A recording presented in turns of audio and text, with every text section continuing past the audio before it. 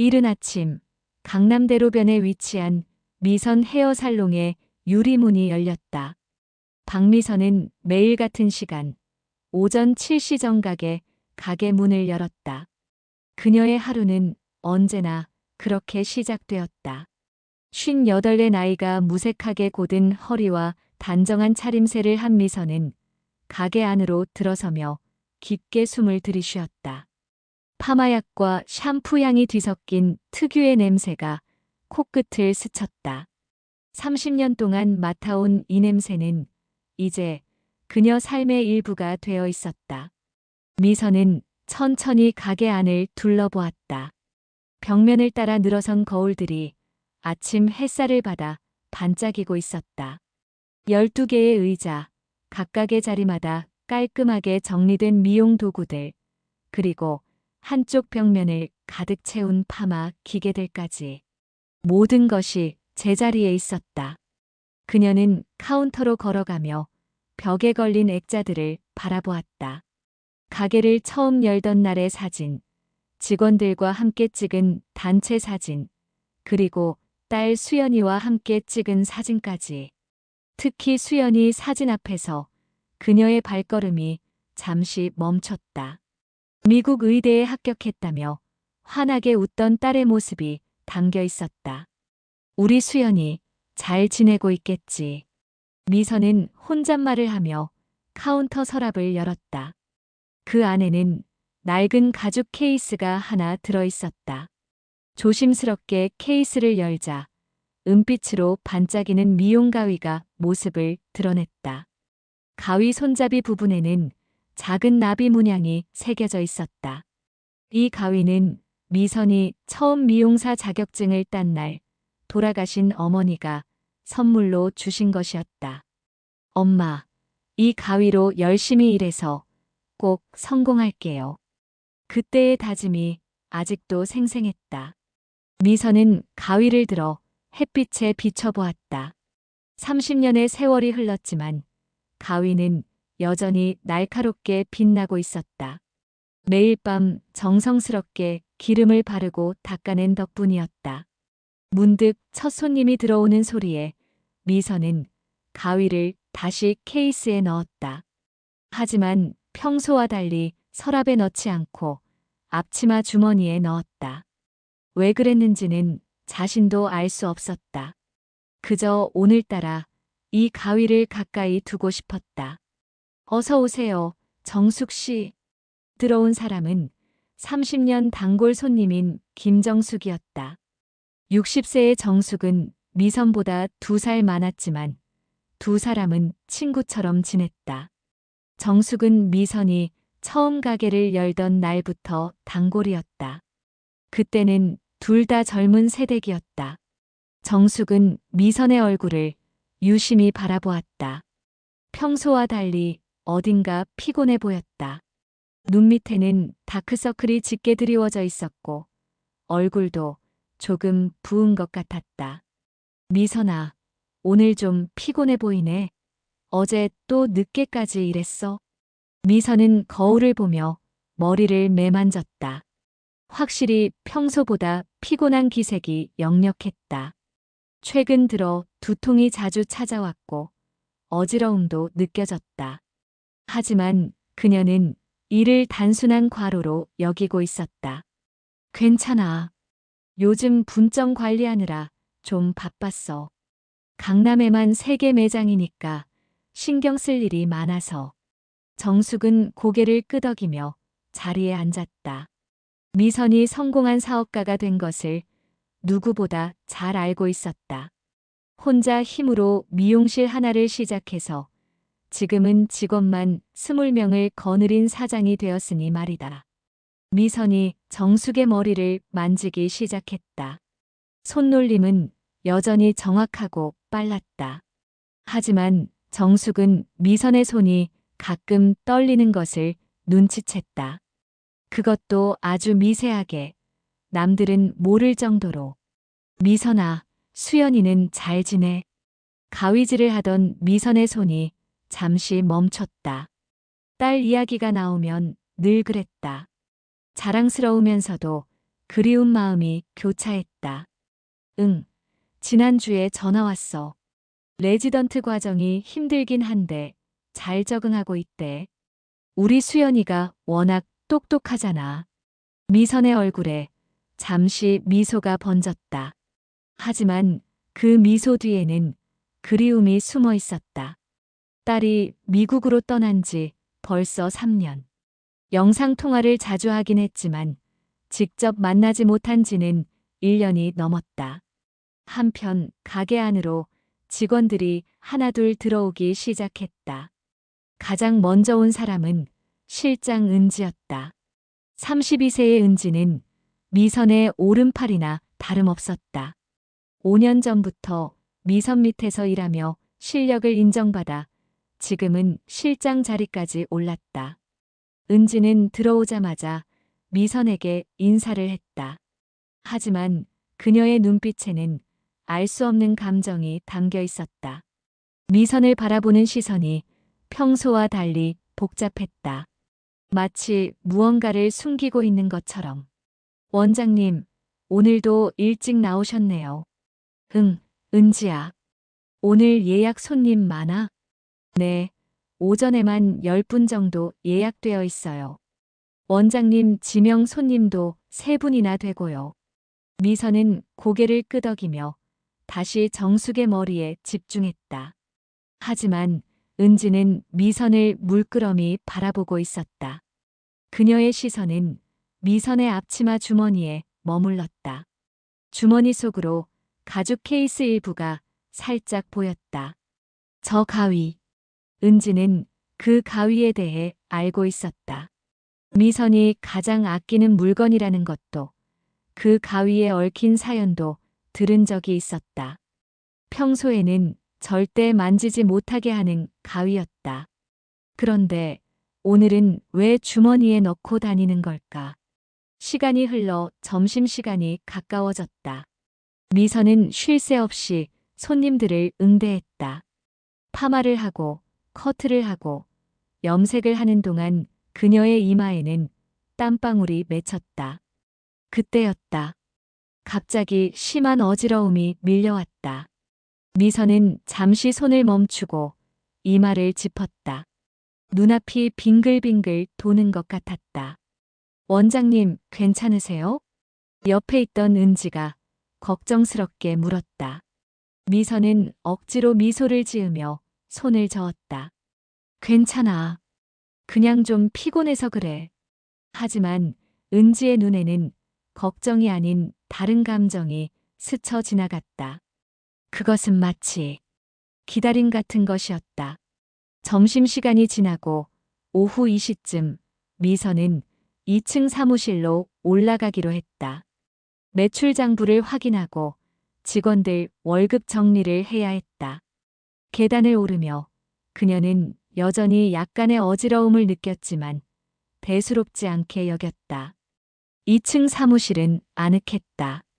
큰 창문으로 햇빛이 가득 들어왔고 한쪽 벽면에는 미용 관련 자격증과 상장들이 빼곡히 걸려 있었다. 책상 위에는 딸 수연의 사진이 여러 장 놓여 있었다. 유치원 때부터 의대 합격할 때까지 수연이 성장 과정이 고스란히 담겨 있었다. 미선은 의자에 앉아 장부를 펼쳤다. 숫자들이 빽빽하게 적혀 있었지만 그녀의 머릿속은 맑지 않았다. 숫자가 겹쳐 보이고 글씨가 흐릿하게 느껴졌다. 오늘따라 왜 이렇게 피곤하지? 그녀는 안경을 벗고 눈을 비볐다. 그때 전화벨이 울렸다. 화면에는 수연이라는 이름이 떠 있었다. 엄마, 잘 지내세요? 딸의 밝은 목소리가 들려왔다. 미선의 얼굴에 자연스럽게 미소가 번졌다. 아무리 피곤해도 딸의 목소리를 들으면 힘이 났다. 그럼 잘 지내지. 우리 수연이는 어때? 병원 일은 힘들지 않아? 힘들긴 한데 견딜만해요. 그런데 엄마, 목소리가 좀 피곤해 들리는데 괜찮으세요? 역시 딸이었다. 목소리만 들어도 엄마의 상태를 알아채다니. 미선은 괜찮다고 대답하려다가 문득 진실을 말하고 싶어졌다. 사실 요즘 좀 피곤하긴 해. 두통도 있고 어지러울 때도 있고. 전화 너머로 잠시 침묵이 흘렀다. 수연의 목소리가 갑자기 진지해졌다.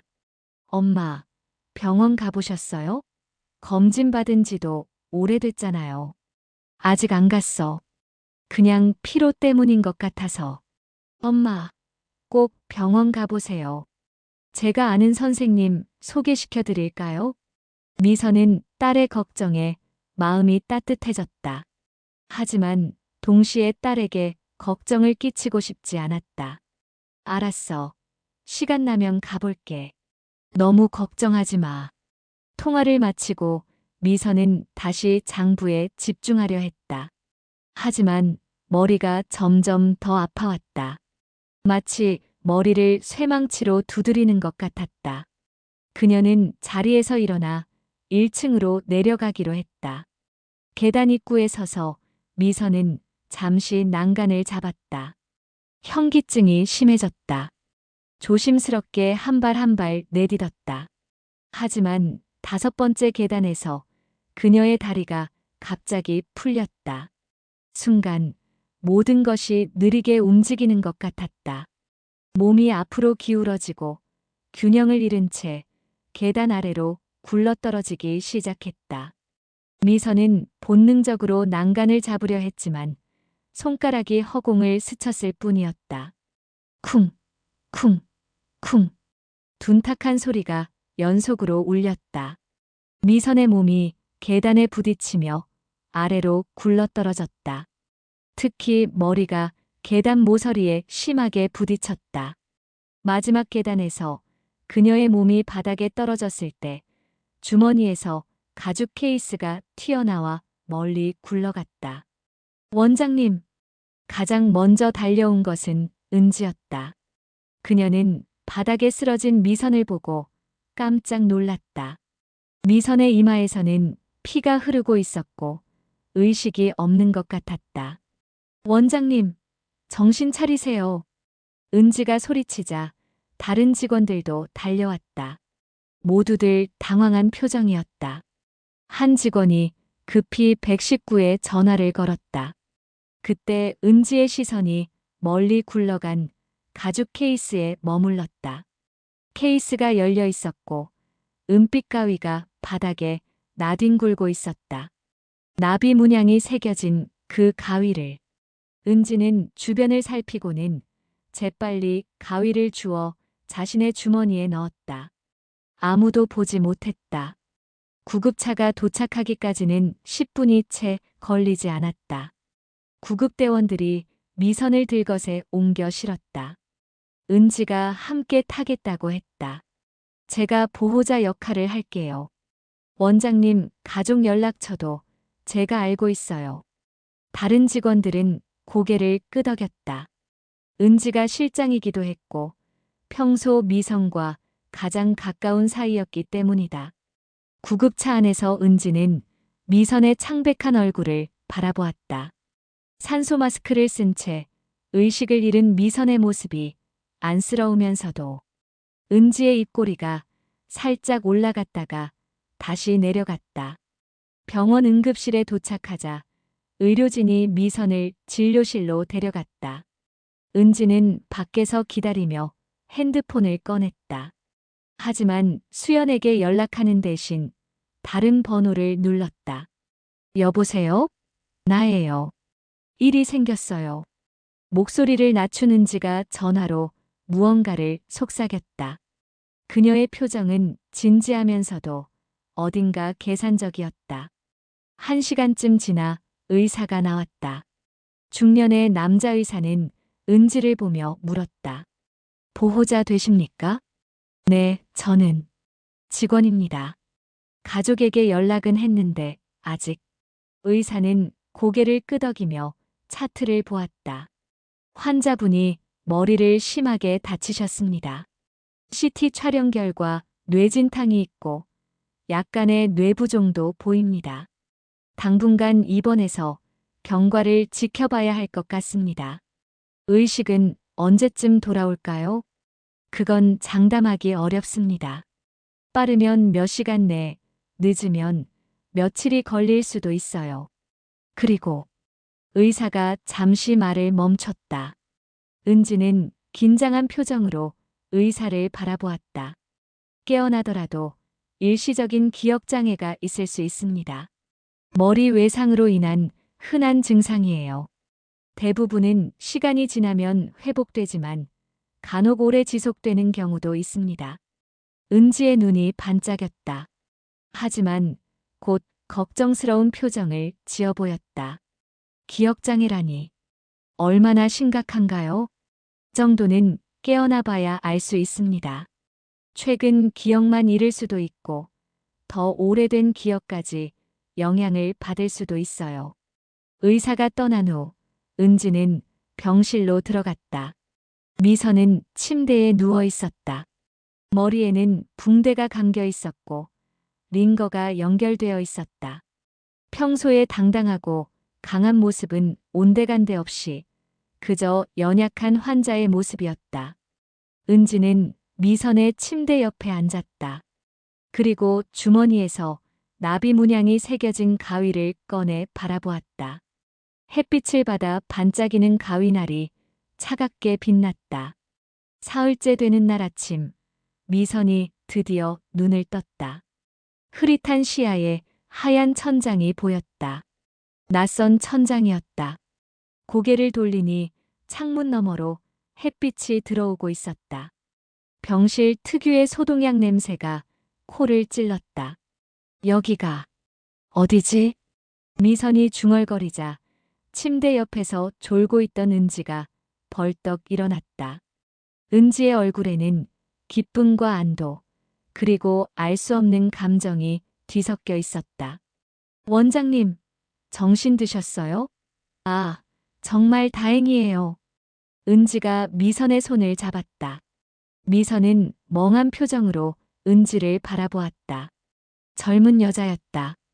단정한 얼굴에 긴 머리를 묶고 있었다.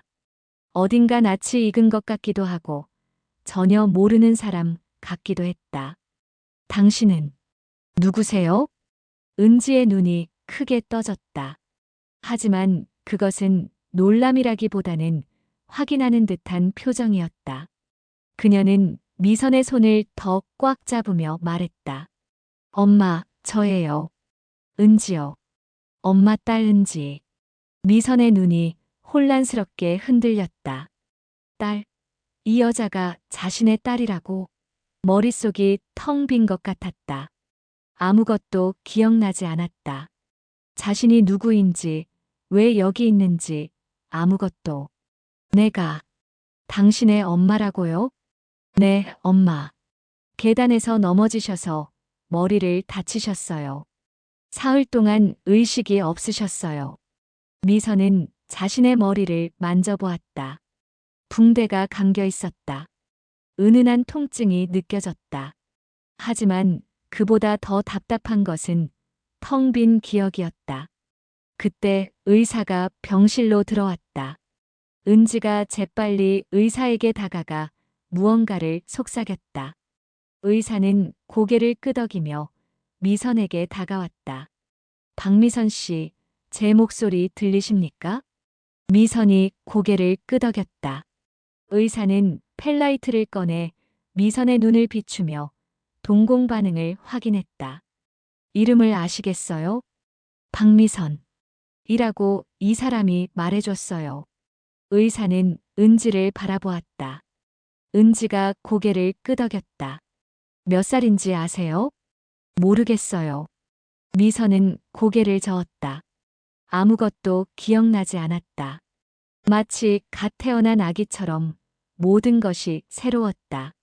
의사는 차트에 무언가를 적으며 말했다. 외상 후 기억상실증이 있으신 것 같습니다. 머리 외상으로 인한 일시적인 증상일 가능성이 높습니다. 시간이 지나면서 조금씩 기억이 돌아올 거예요. 얼마나 걸릴까요? 은지가 물었다. 개인차가 있어서 정확히 말씀드리기 어렵습니다. 며칠 만에 회복되는 분도 있고 몇 주, 몇 달이 걸리는 경우도 있어요. 중요한 것은 무리하지 않고 안정을 취하는 것입니다. 의사가 나간 후 은지는 다시 미선의 옆에 앉았다.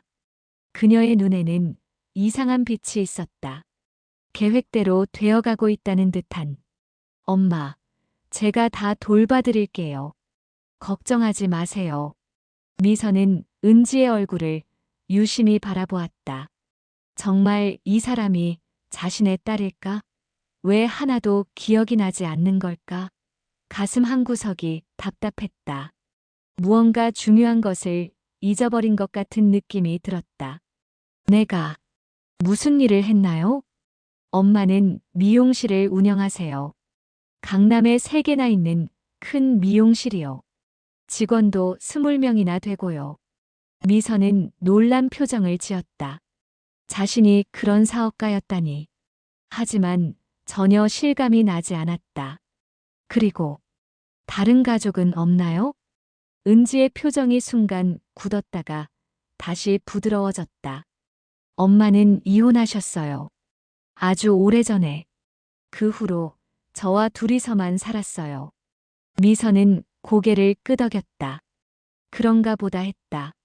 기억이 없으니 반박할 수도 없었다. 그때 병실 문이 열리고 한 여자가 들어왔다. 정숙이었다. 그녀는 미선을 보자마자 눈물을 글썽였다. 미선아, 정신이 들었구나. 얼마나 걱정했는지 몰라. 미선은 정숙을 멍하니 바라보았다. 이 사람도 모르는 사람이었다. 정숙은 미선의 반응에 당황한 표정을 지었다. 미선아, 나야. 정숙이. 30년 지기 친구잖아. 죄송해요. 기억이 안 나요. 정숙의 얼굴이 어두워졌다. 그녀는 은지를 바라보았다. 기억을 못한다니. 이게 무슨 일이야? 의사 선생님이 일시적인 기억상실증이래요. 시간이 지나면 나아질 거예요. 정숙은 미선의 손을 잡았다. 미선은 낯선 손길에 약간 움츠러들었지만 이내 따뜻한 온기에 마음이 놓였다. 미선아, 내가 자주 올게. 내 기억이 돌아올 때까지. 정숙이 돌아간 후 은지는 미선에게 죽을 가져다 주었다. 미선은 죽을 먹으며 은지를 관찰했다.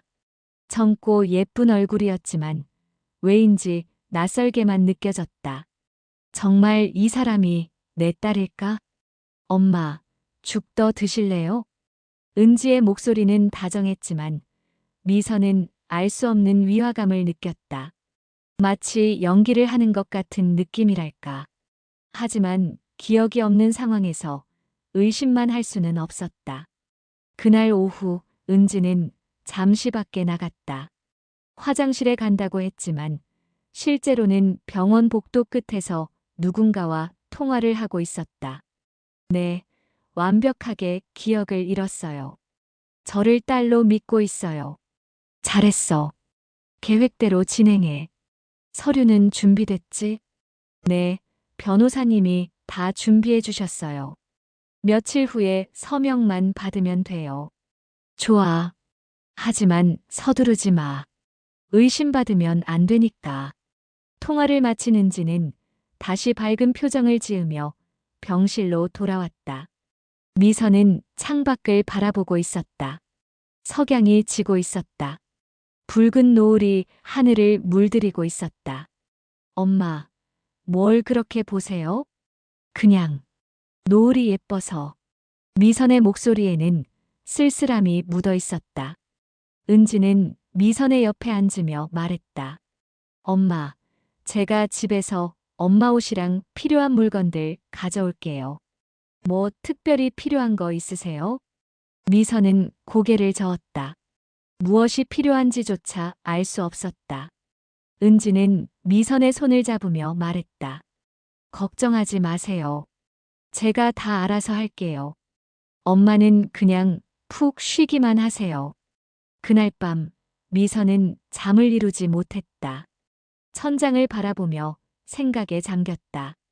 과거의 기억은 하나도 없었지만 이상하게도 무언가 중요한 것을 놓치고 있다는 느낌이 들었다.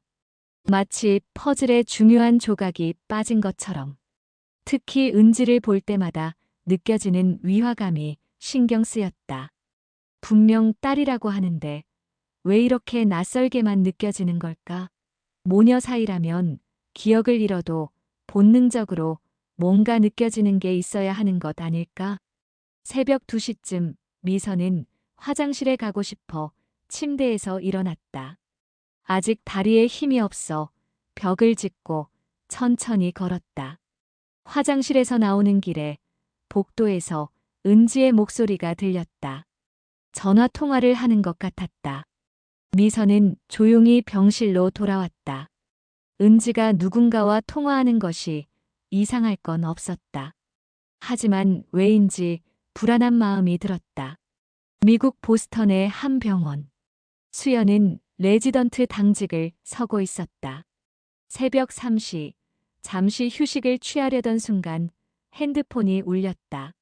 한국 번호였다. 미용실 직원 중 한 명이었다. 선생님, 저 혜진이에요.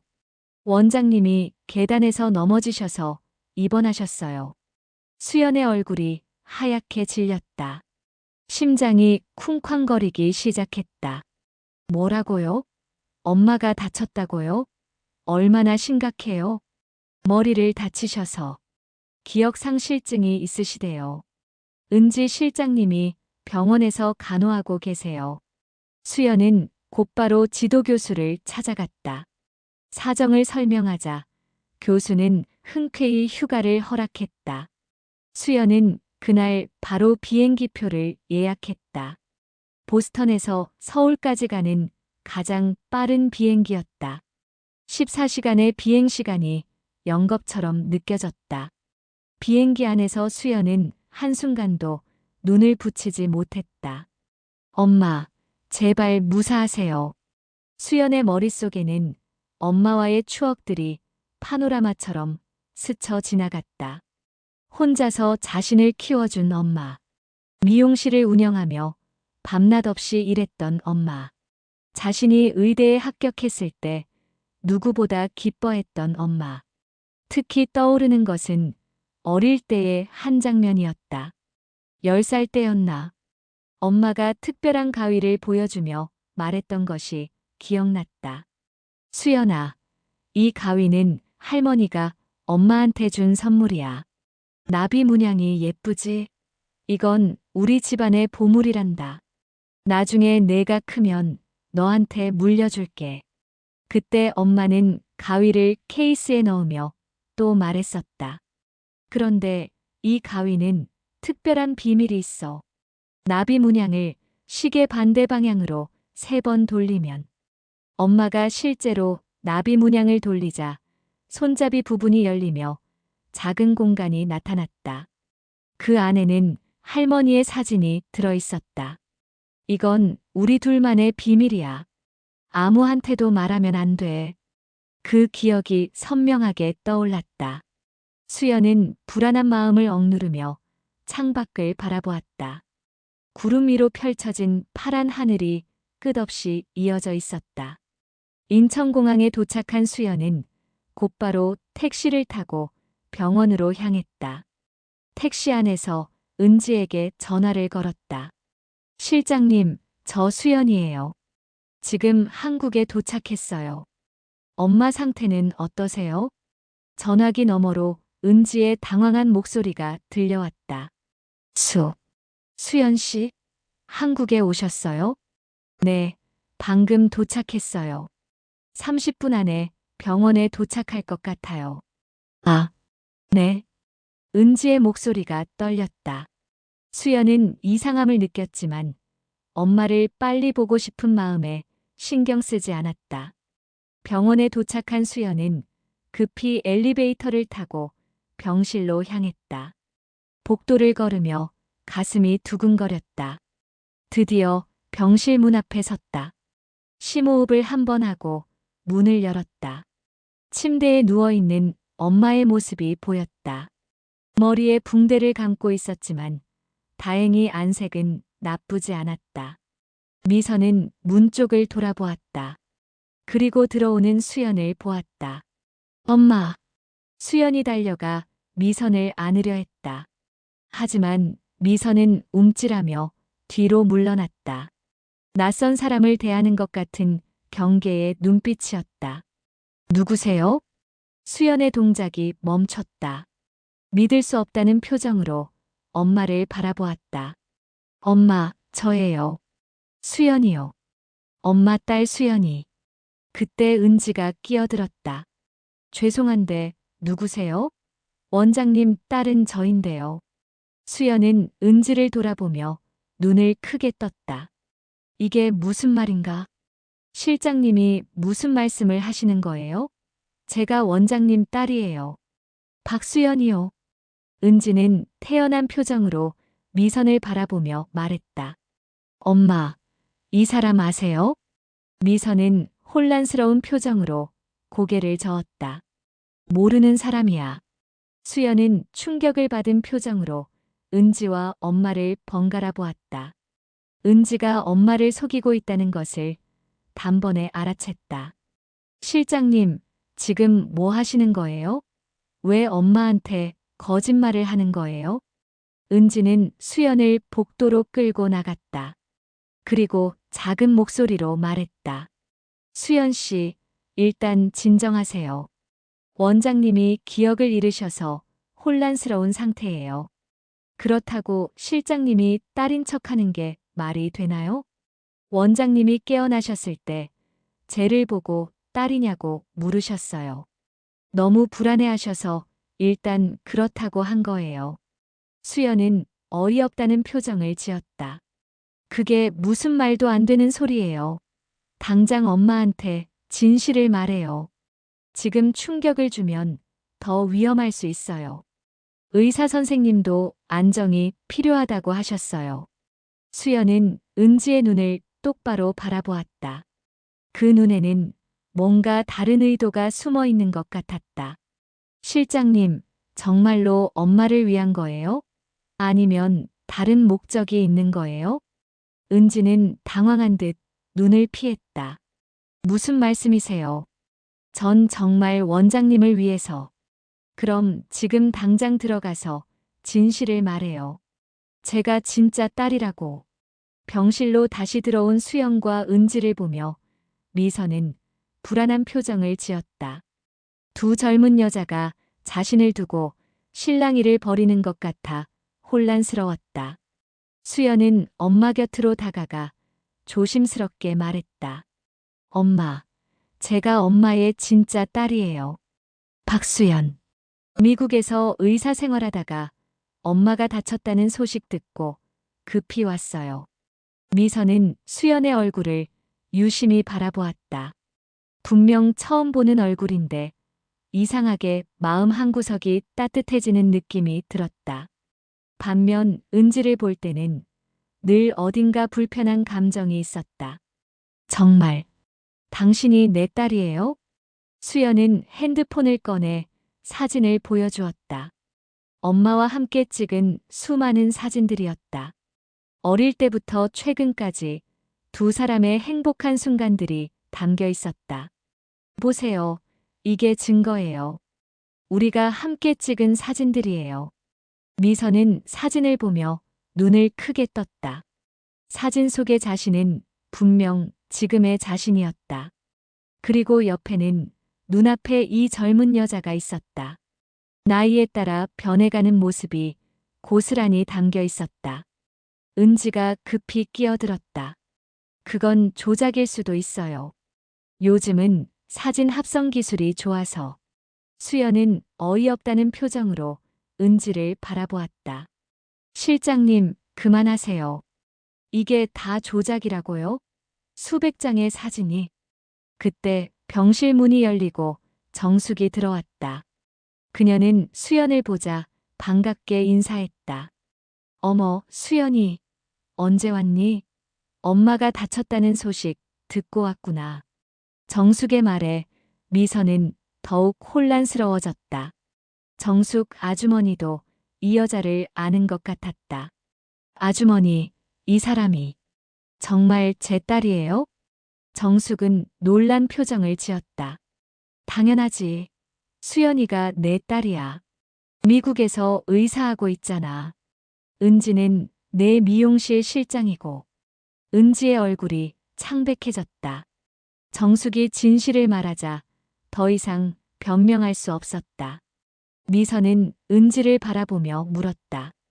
그럼 당신은 왜 거짓말을 한 거예요? 은지는 다급하게 설명했다. 원장님이 너무 불안해하셔서 임시방편으로. 정말 죄송해요. 하지만 수연은 은지의 진짜 의도를 의심했다. 엄마의 재산을 노린 것은 아닐까? 실장님, 혹시 다른 목적이 있었던 거 아니에요? 엄마가 기억을 잃은 틈을 타서. 아니에요. 전 정말 원장님을 위해서. 미선은 머리를 감싸 쥐었다.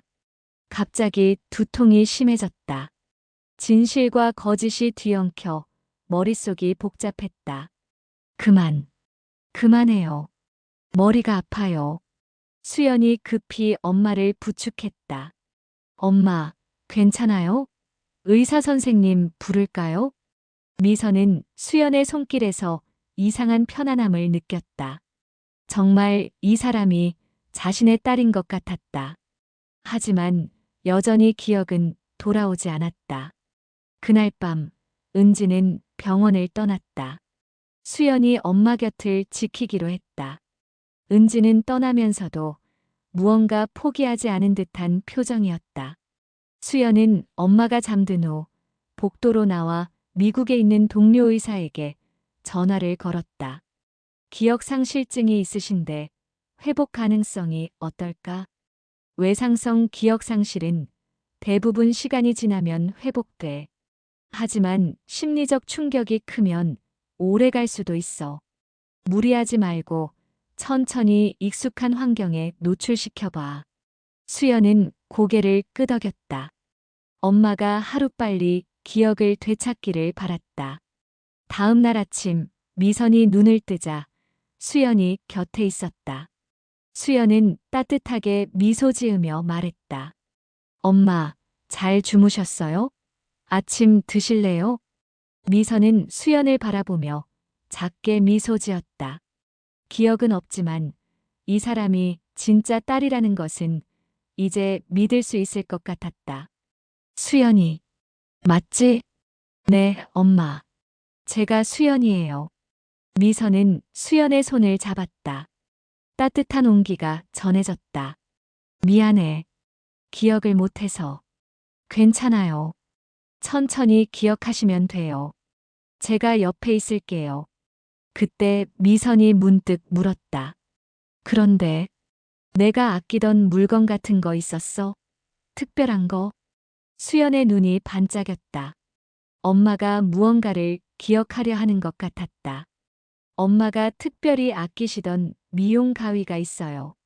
나비 문양이 새겨진 은색 가위요. 미선의 눈동자가 미세하게 흔들렸다. 나비 문양 가위.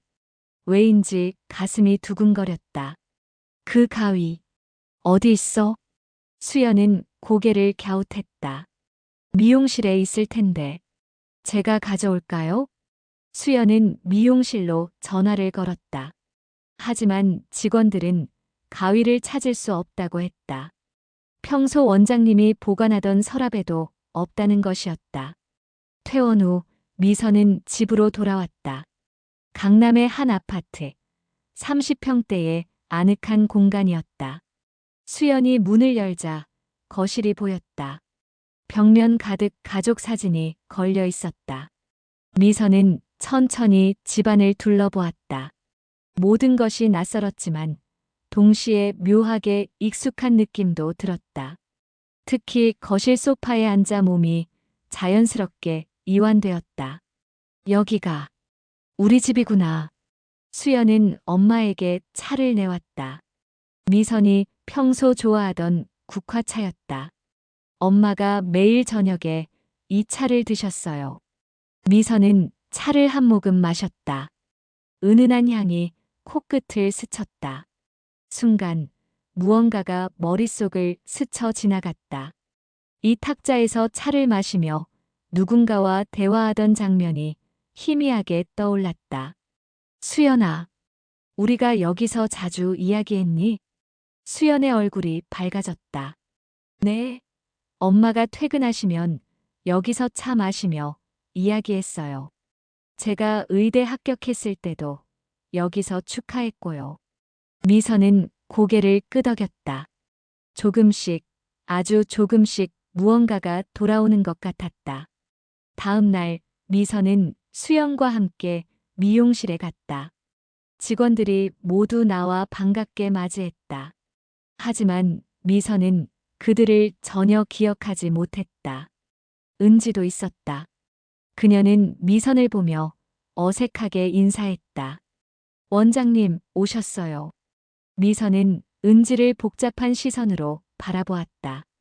왜 이 사람이 자신을 속였을까? 단순히 혼란스러워하는 자신을 위해서였을까? 미선은 원장실로 들어갔다.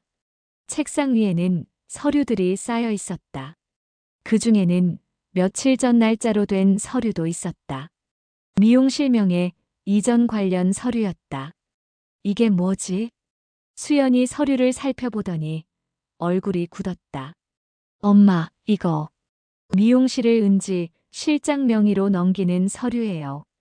미선은 놀란 표정을 지었다. 내가 왜 이런 서류를? 엄마가 만든 게 아닌 것 같아요. 서명도 안 되어 있고. 수연은 은지를 의심스럽게 바라보았다. 역시 은지가 다른 목적을 가지고 있었던 것이다. 그때 정숙이 미용실로 들어왔다. 미선아, 집에 있어야지. 벌써 나왔어? 정숙은 미선의 손을 잡으며 걱정스럽게 말했다. 아직 완전히 회복 안 됐는데 무리하면 안 돼. 미선은 정숙에게 물었다. 정숙 씨, 혹시 내가 특별히 아끼던 가위 못 봤어요? 나비 문양이 있는. 정숙의 표정이 밝아졌다. 아, 그 가위. 내 어머니가 주신 거잖아. 맨날 닦고 기름 바르고 그랬지. 근데 왜? 그게 없어진 것 같아서. 정숙은 은지를 바라보며 말했다. 은지 씨, 혹시 원장님 가위 못 봤어요? 원장님이 쓰러졌을 때 주머니에 있었다던데. 은지의 얼굴이 순간 경직되었다가 다시 태연해졌다. 저도 못 봤어요. 아마 병원에서 분실된 것 아닐까요? 수연은 은지의 표정을 주의 깊게 관찰했다. 분명히 뭔가 숨기고 있는 것 같았다. 그날 저녁 집으로 돌아온 미선은 심한 두통에 시달렸다. 머릿속에서 무언가가 계속 맴돌았다. 가위, 나비 문양, 그리고 비밀. 엄마, 괜찮아요? 수연이 걱정스럽게 물었다. 미선은 고개를 끄덕이며 말했다. 수연아, 그 가위, 특별한 비밀 같은 거 있었니? 수연은 잠시 망설이다가 말했다. 엄마가 어릴 때 저한테만 알려준 비밀이 있었어요. 뭔데? 나비 문양을 돌리면 숨겨진 공간이 있다고 하셨어요. 미선의 눈이 크게 떠졌다. 그 순간 무언가가 번개처럼 머릿속을 스쳐 지나갔다. 어린 딸에게 비밀을 알려주던 자신의 모습이 희미하게 떠올랐다. 맞아. 맞아. 나비를 돌리면 기억이 조금씩 돌아오고 있었다. 하지만 아직 완전하지는 않았다. 다음 날 수연은 은지를 따로 만났다. 카페에서 마주 앉은 두 사람의 표정은 서로 달랐다. 수연은 단도직입적으로 물었다. 실장님, 엄마 가위 어디 있어요? 정말 모른다니까요. 거짓말하지 마세요. 실장님이 가져갔죠? 은지는 한숨을 쉬며 말했다. 증거라도 있어요? 실장님이 엄마한테 딸인 척 했잖아요. 그리고 명의 이전 서류도 준비했고. 은지의 얼굴이 붉어졌다. 그건 원장님이 전에 저한테 미용실을 물려주겠다고 하셨어요. 증거는요? 은지는 입을 다물었다. 증거는 없었다. 단지 자신의 욕심이었을 뿐. 일주일이 지났다. 미선의 기억은 조금씩 돌아오고 있었다. 특히 수영과 함께 있을 때면 과거의 장면들이 파편처럼 떠올랐다. 어느 날 저녁 미선은 앨범을 보고 있었다. 오래된 사진들을 한 장 한 장 넘기며 과거를 더듬었다. 그때 한 장의 사진이 눈에 들어왔다. 젊은 시절의 자신이 어머니와 함께 찍은 사진이었다. 어머니 손에는 은빛 가위가 들려 있었다. 엄마. 미선의 눈에서 눈물이 흘렀다. 돌아가신 어머니의 얼굴이 선명하게 떠올랐다. 그리고 그날의 대화도 기억이 폭포수처럼 쏟아졌다. 가위를 받던 날, 처음 미용실을 열던 날, 수연이 태어나던 날, 그리고 수연에게 가위의 비밀을 알려주던 날까지. 다 기억났어. 다 기억났어.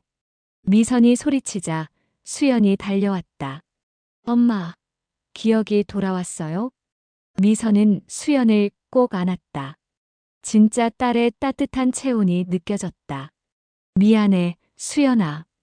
엄마가 너를 못 알아봐서. 괜찮아요, 엄마. 이제 기억하시잖아요. 그때 미선의 핸드폰이 울렸다. 은지였다. 원장님, 잠깐 만날 수 있을까요? 드릴 게 있어서요.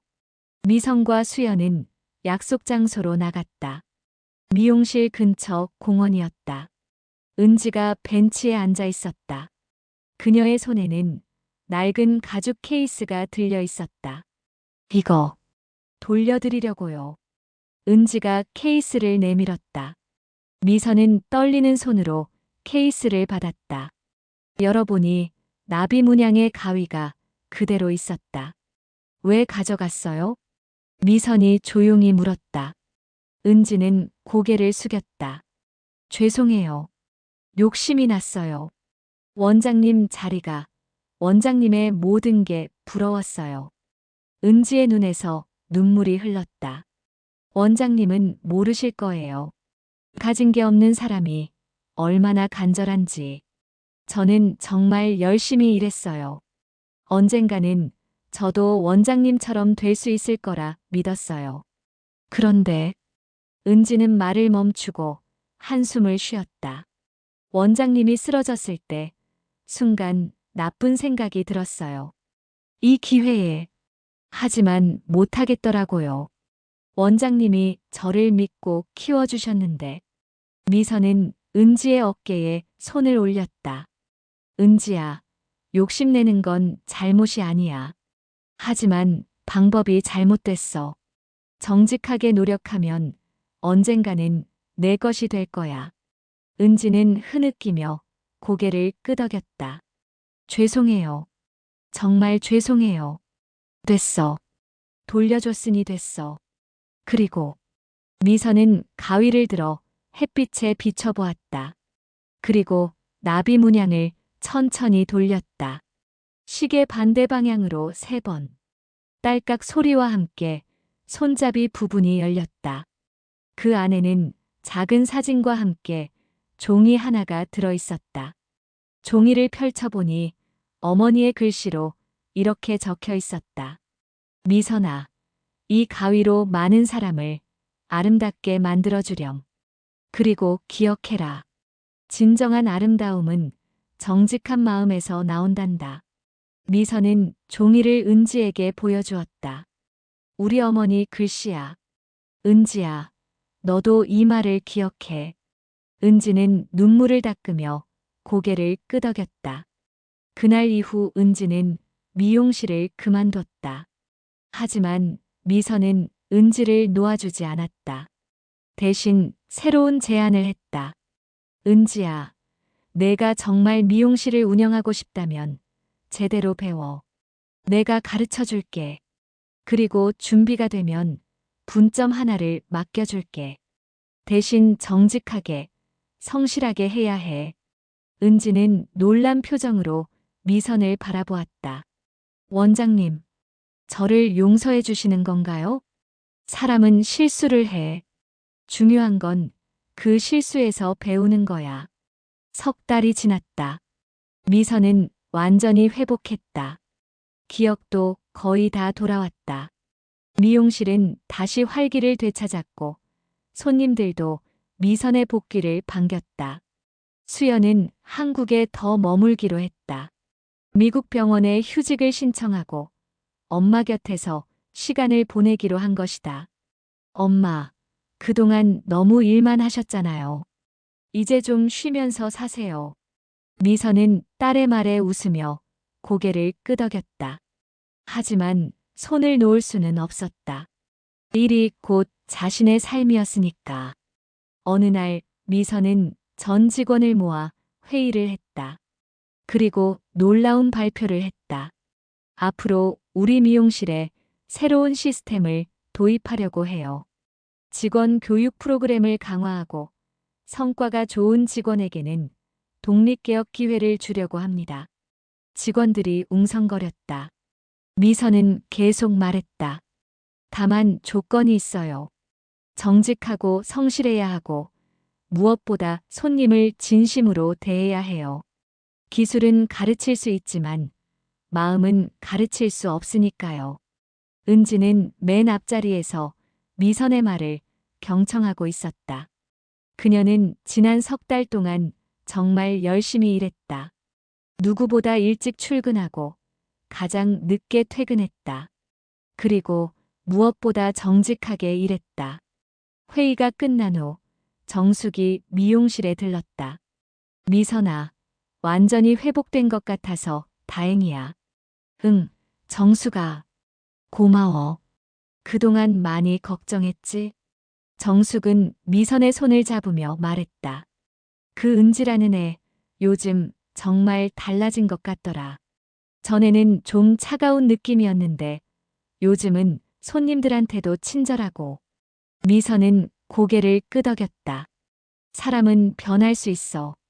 기회를 주면. 그때 수연이 미용실로 들어왔다.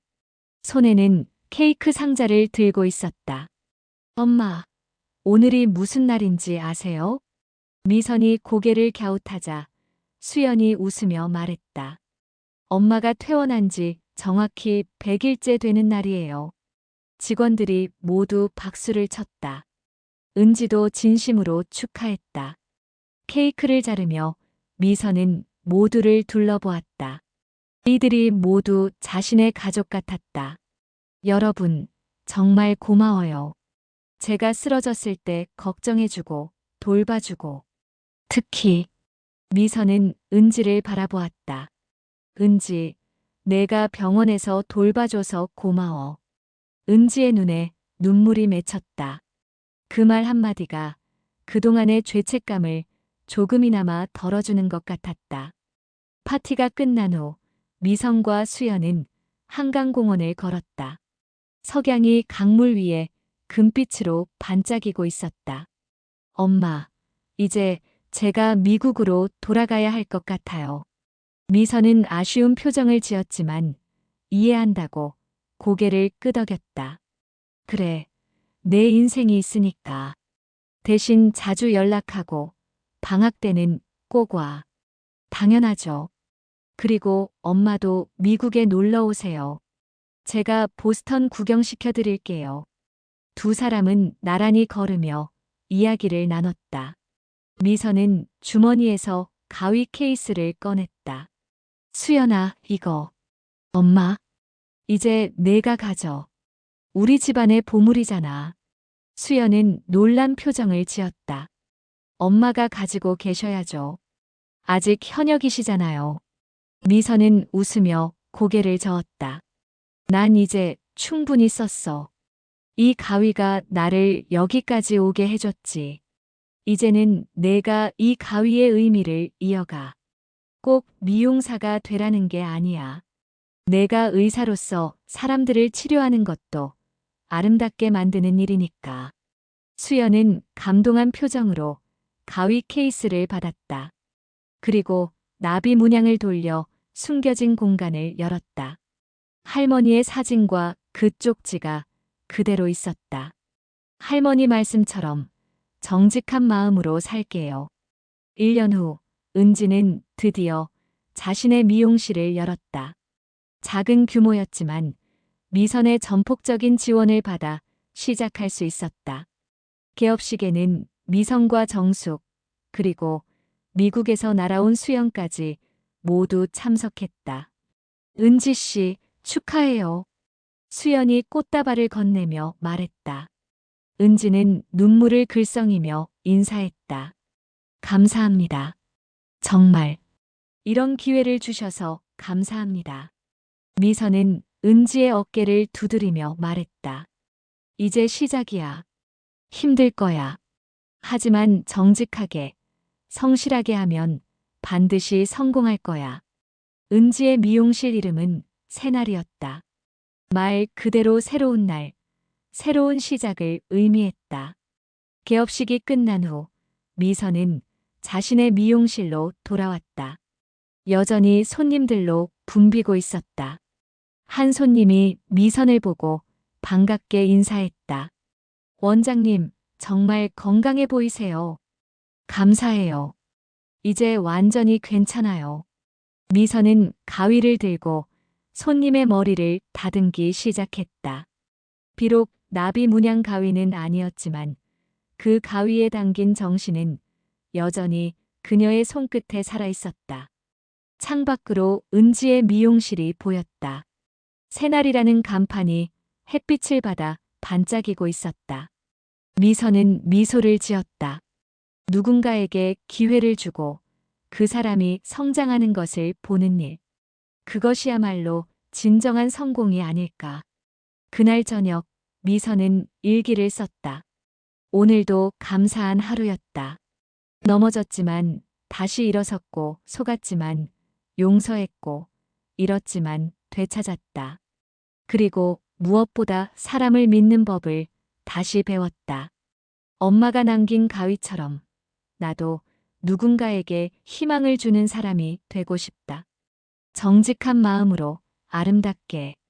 미선은 일기장을 덮고 창밖을 바라보았다.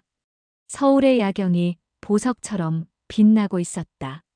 어딘가에서 수연도 이 밤하늘을 보고 있을 것이다. 그리고 은지도 새로운 꿈을 꾸며 잠들 것이다. 인생은 때로 예측할 수 없는 일들로 가득하다. 넘어질 수도 있고 배신당할 수도 있다. 하지만 중요한 것은 다시 일어서는 것, 그리고 용서하고 새로운 기회를 주는 것이다. 미선은 조용히 미소 지으며 불을 껐다. 내일도 새로운 하루가 시작될 것이다. 그리고 그녀는 여전히 사람들을 아름답게 만드는 일을 계속할 것이다. 나비 문양 가위가 없어도 그 정신만 있다면 충분했다.